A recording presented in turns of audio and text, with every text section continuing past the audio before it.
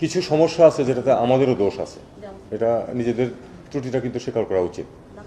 কারণ এই যে 60,000 কাগজপত্র, মানুষের জন্য যে কাগজপত্র ইস্যু হয়েছে, সেই কাগজপত্রগুলির ভিত্তি অনেক ক্ষেত্রেই সঠিক নয় বলে আমরাও জানি, ইটালিয়ানরাও সেটাকে পয়েন্ট আউট করেছে, এবং তারা আমাদেরকে যেটা বলেছে তারা এগুলো সব চেক আপ না করে দিতে পারবে না।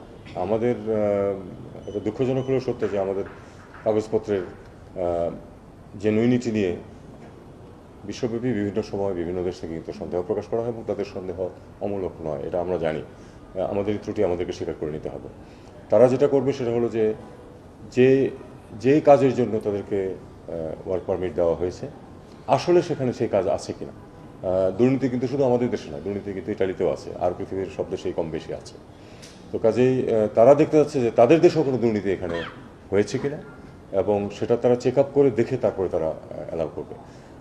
একটা বিষয় যেটা সেটা হলো যে আমি আমার পুরো সহানুভূতি আছে যারা সাফার করছেন, এবং তাদের মধ্যে আমি নিশ্চিন্ত যে অনেক জেনুইন মানুষ আছে।